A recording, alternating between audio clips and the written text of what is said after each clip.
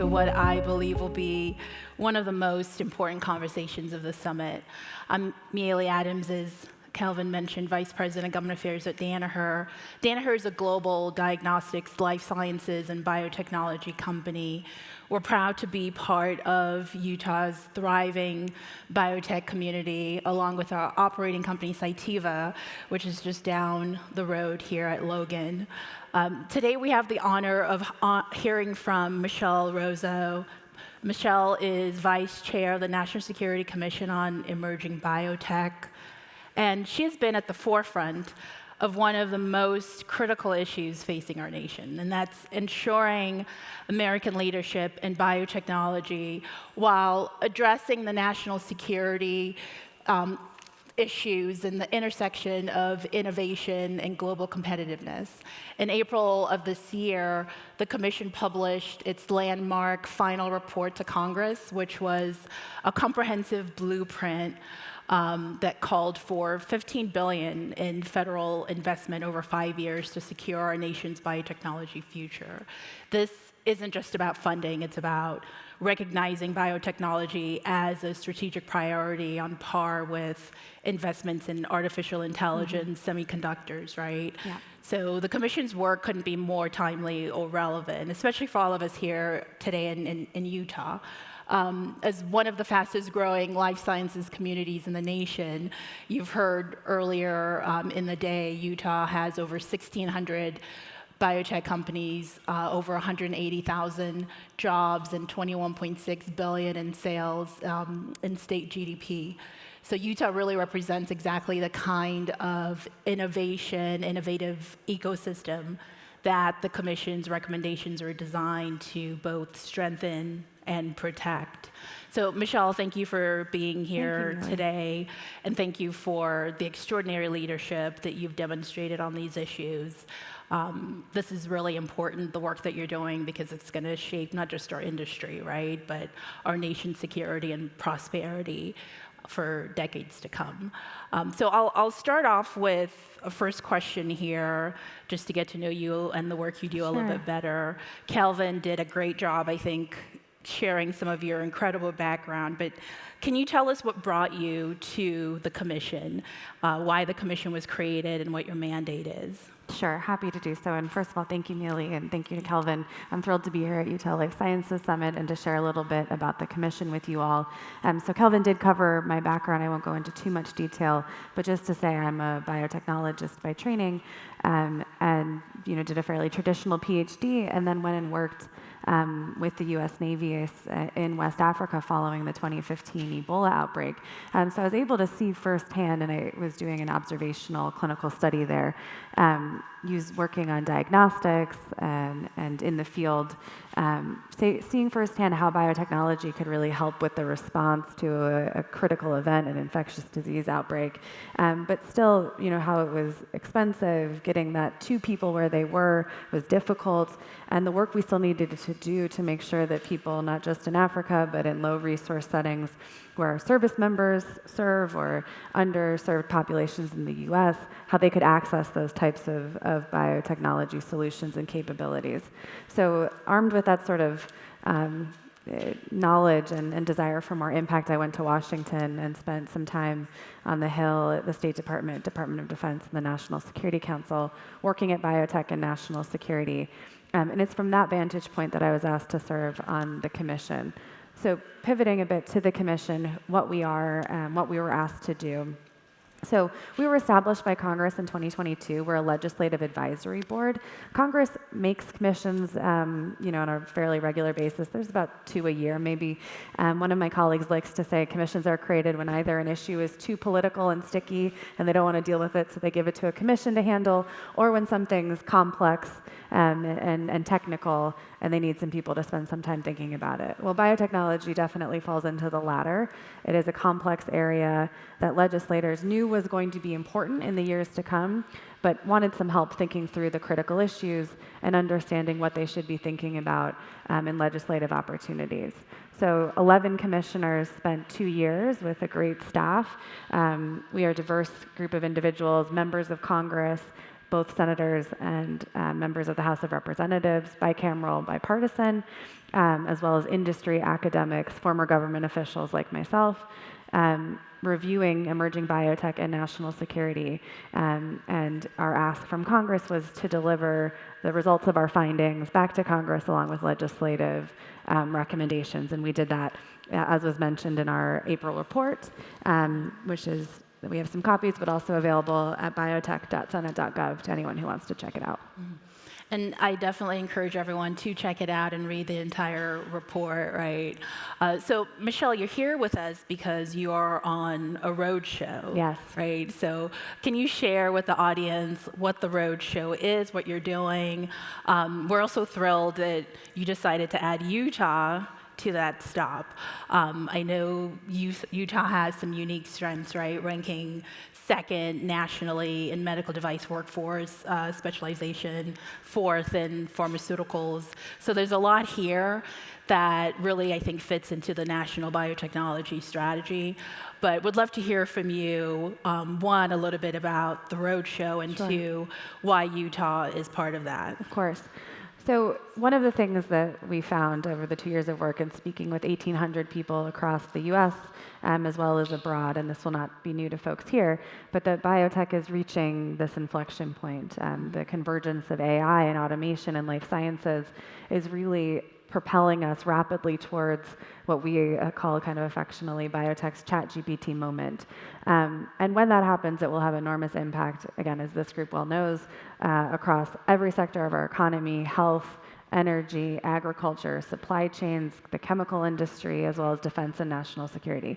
What that means is this is a sector or multiple sectors that are on the cusp of rapid growth. And that growth needs to happen all across the country.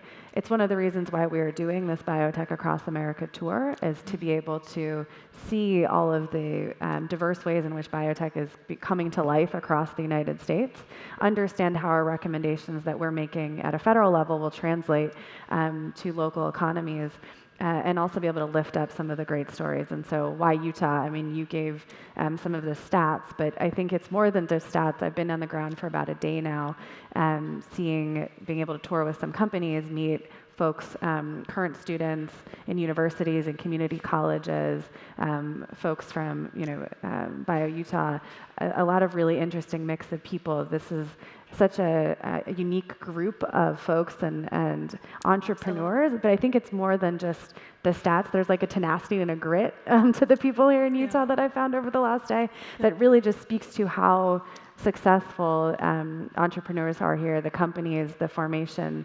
the propelling of these really cool technologies forward. So as I said, we need to see more of it, and more of this needs to happen in places across America and in places like Utah. Yeah, absolutely. I think Utah is a great example. I want to talk a little bit about your April report. Yeah. So your final report came out in April and made headlines because it called for $15 billion in federal investment over 5 years, which everyone's talking about and everyone wants to have input into. Can you walk us through some of the recommendations from the commission? I mean, what were some of the critical gaps, for example, that you identified in America's biotechnology capabilities during your research? I think you mentioned to me backstage that you guys talked to over 1,800 different companies, and you went outside of the US. That's right. Also. So there was a lot of learnings there. So can you start first just to sort of share with us what your findings were, what the gaps that you observed were? Yeah, so we spent a lot of time looking at the US ecosystem. We looked at international ecosystems to understand what was making it possible to scale biotechnologies and what were some barriers in the way. And what we found was that, again, it's not surprising to folks in this room, the US was historically in the lead in biotechnology and really the home of this innovation. But we're increasingly being out-competed in certain key areas, particularly by China and their strategic focus on this technology. And when we look at our ecosystem in particular, we found that there are some barriers that are preventing the flourishing of biotechnology and the movement of this technology towards capabilities and products for all of the domains of the economy. So first and foremost, there is no federal strategy for biotechnology. We have not yet made biotech a strategic national priority. China has for the last 20 years, and you see it paying dividends in sort of their investment, the companies that are formed, and sort of their now success in translating that into commercial opportunities. Our federal funding for research has stagnated. We're not treating biological data as the strategic resource it is. We found from talking to companies that the infrastructure for manufacturing can be lacking here. Companies are facing choices depending on what they're trying to manufacture to scale outside of the United States. So we're replicating trends we saw in other technical domains like semiconductors, which I think now we recognize too late that we didn't want to offshore that manufacturing. Now we're trying to figure out ways to bring it back. So the beginnings of that are happening in biotechnology as well. We make it too hard to commercialize some of these products. There are regulatory barriers to getting biotech products out into market. And finally, we lack the workforce that we need to really continue to grow this technology across all of the different sectors. So there are a lot of goodness and a lot of strengths here, but we found that there were critical gaps and roles for the federal government to play. And that's why we recommended the $15 billion investment across 49 different legislative recommendations that would address the gaps that I just laid out. Mm-hmm. And I understand from reading the report, which again, recommend everybody does, that you group these recommendations in 6 big categories, right?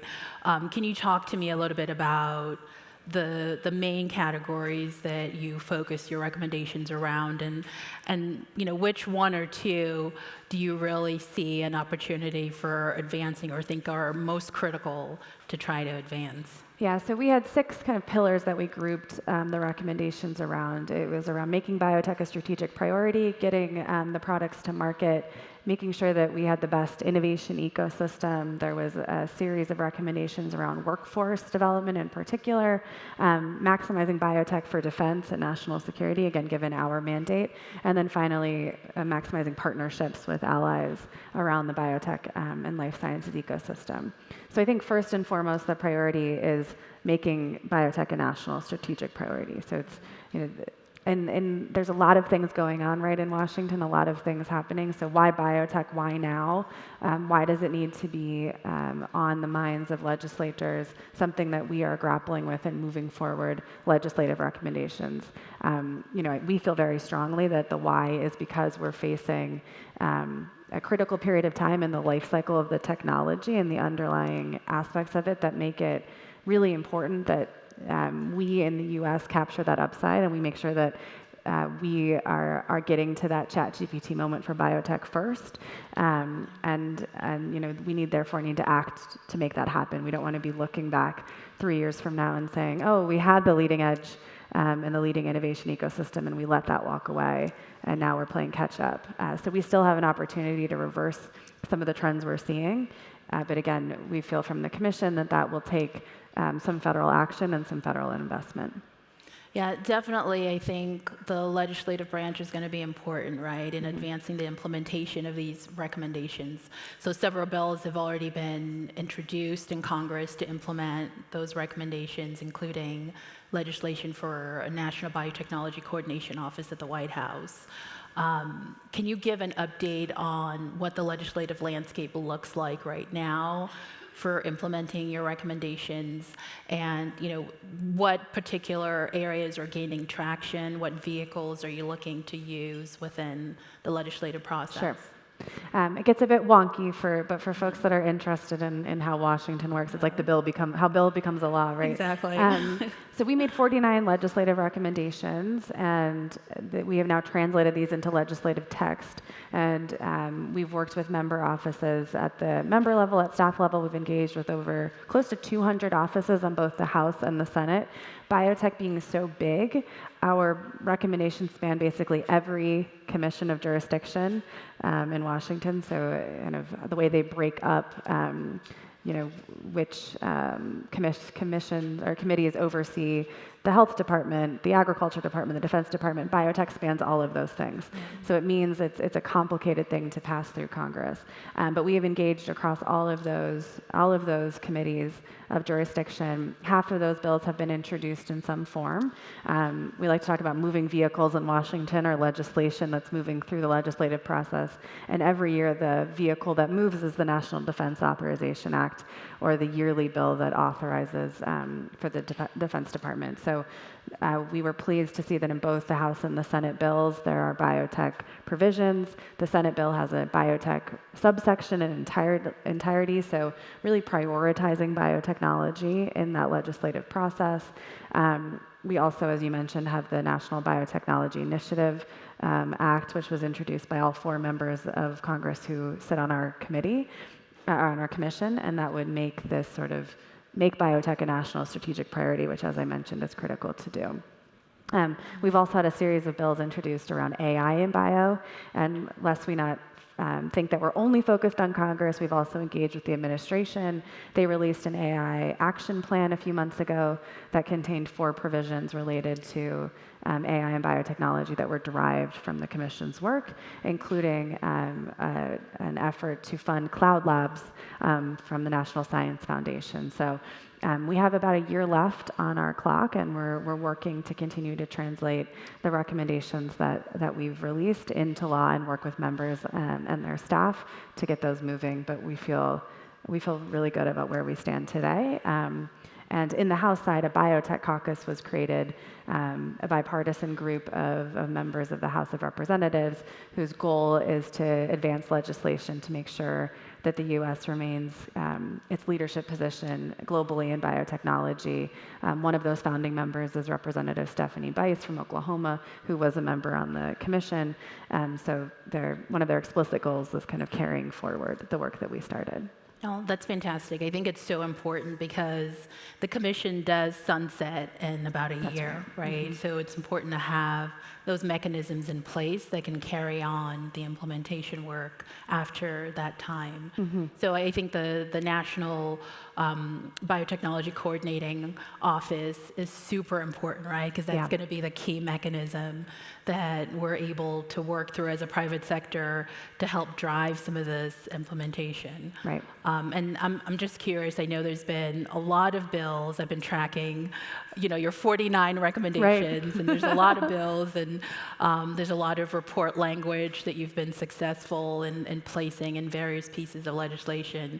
Do you have a sense of, out of the 49 recommendations, how many you've been able to actually put into any sort of legislative vehicle? We have about half that have been introduced. I think you probably get down to around 20 or so different ones that are moving at some point. But there's a number of opportunities. If it's not the NDAA, there's a farm bill upcoming. There's the Pandemic and All Hazards Reauthorization Act, which deals with the federal government's response to pandemics. And so there's a number of opportunities for bills that are introduced to make their way into something that could be moving, in this legislative cycle.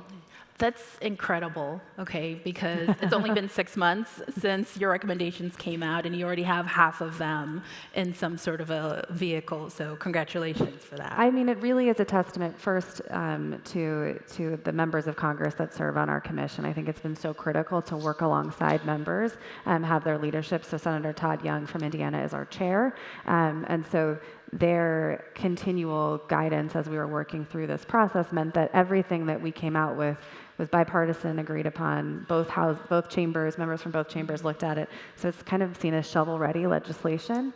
And then also we have an amazing staff who has really done the groundwork to engage with member offices and great constituencies and companies and academics who are able to tell what biotech is and why it's so important.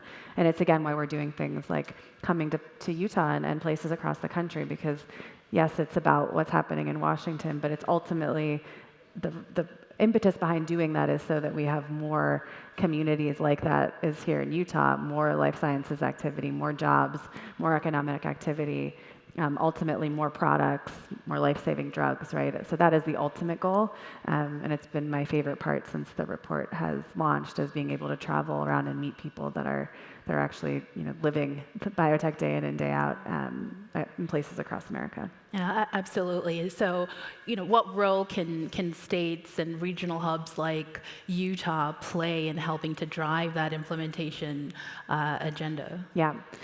So I just knocked off this booklet. I'm glad you asked.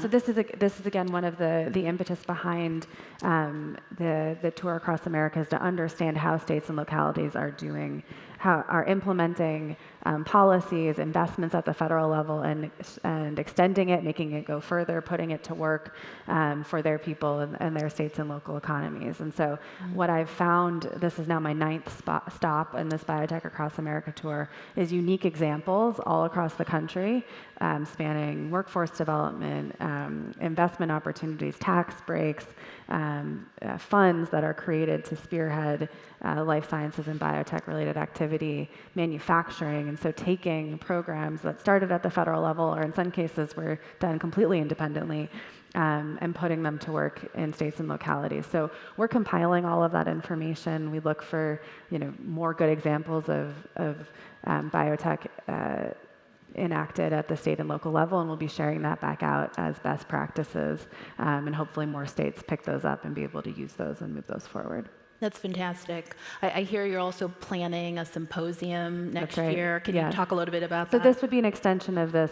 So building on, our constituency was Congress, it's the federal government, but recognizing that there's so much that states and city can do as well. As I mentioned, some of the examples of workforce training, the tax structure, education, manufacturing. So what we'll be doing is holding a symposium amongst life sciences associations, states, city executives, members of local communities who have good examples of being able to create incentive structures that work for moving forward biotech across a number of different avenues, and share out some of those best practices. And then that will be our vehicle, if you will, to compile all that information and be able to have it as a resource for other states and cities who might be looking for legislative text or opportunities to be able to maximize the impact of either federal dollars or of direct investment into their economies. Fantastic. And if folks in the audience are interested in attending that, how should they contact the commission to be able to get on the list? There's a couple of folks with me today. I think they're probably in the audience, in the back. They're raising their hands. So please feel free to come up to one of them after the session, and they have cards they can hand out. You can also reach us through a contact button at our website, biotech.senate.gov. Fantastic. So shifting gears a little bit, one of your key recommendations was around building a biotechnology workforce. What does the national workforce pipeline need to look like in order for the U.S. to maintain our biotech leadership? So biotech is diverse, right? On the commission, we talk about emerging biotech kind of in block, because that was the strategy that we took to move forward a whole technology discipline and ecosystem for this country. But again, folks in this room know that it's the life sciences, it's med devices, it's ag tech, it's energy, it's industrial manufacturing. There's a number of different disciplines, and that workforce is somewhat distinct depending on what type of biotech you are doing. There's a couple core principles that we found and that we recommend. First of all, I think I'm excited and bullish on the expansion of biotech and the life sciences ecosystem in this country.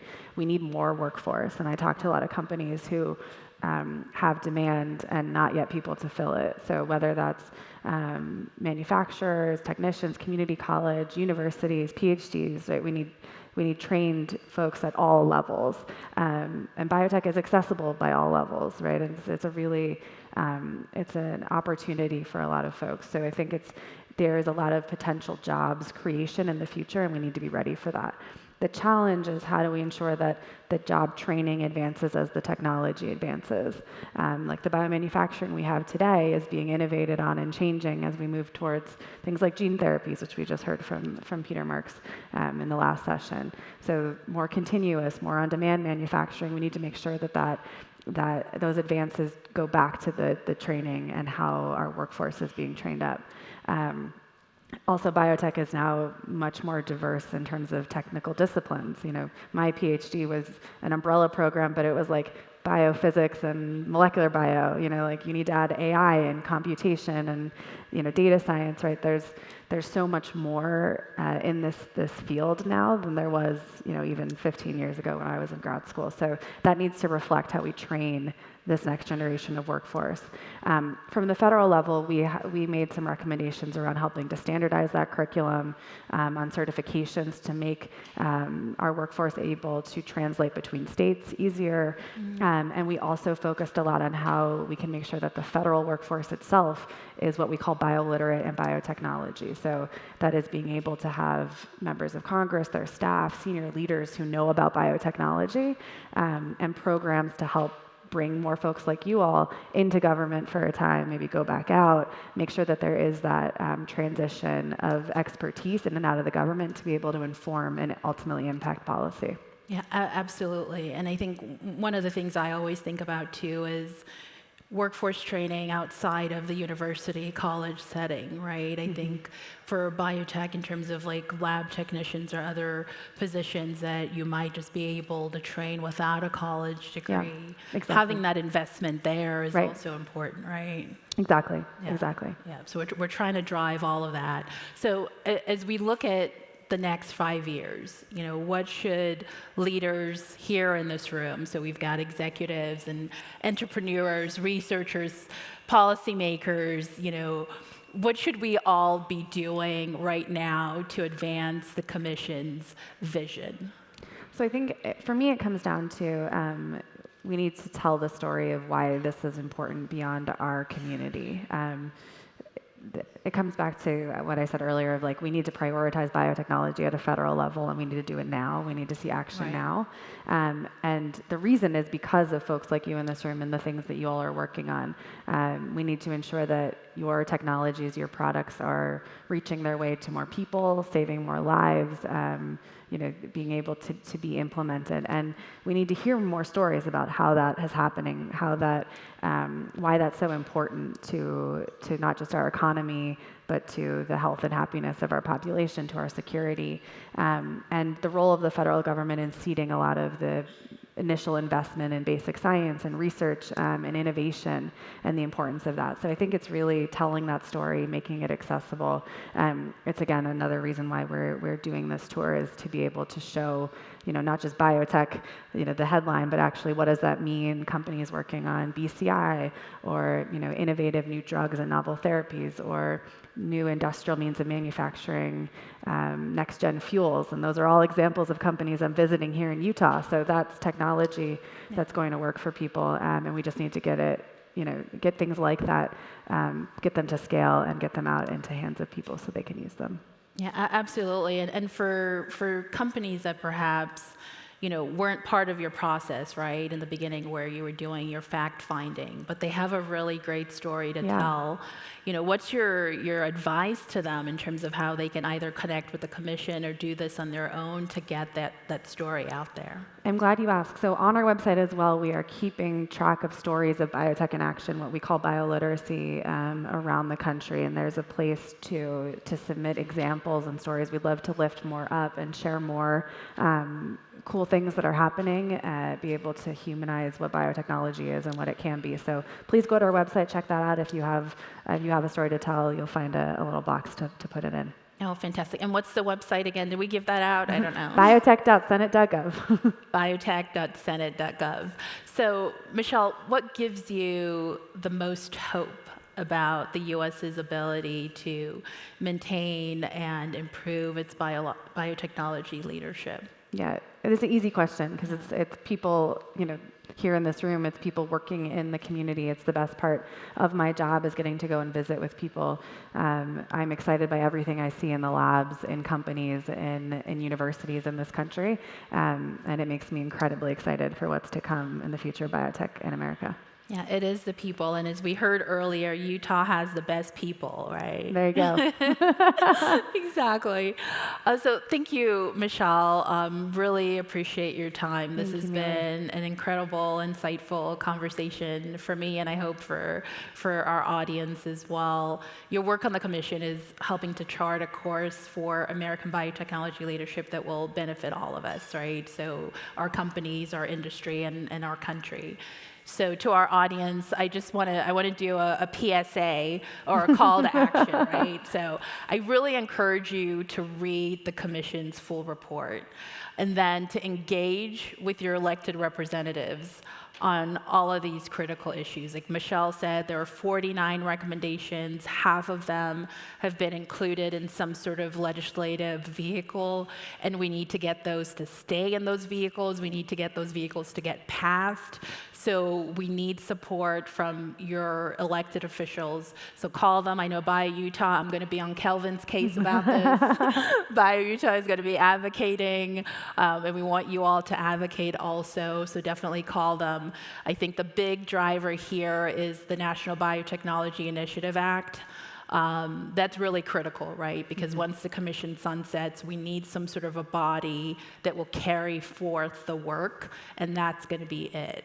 The future of biotechnology innovation really depends on a sustained commitment from both the public and the private sector. So really appreciate you heeding this call to action, and thank you for your time. So please join me in thanking, again, Vice Chair Michelle Rozo for this discussion. Thank you.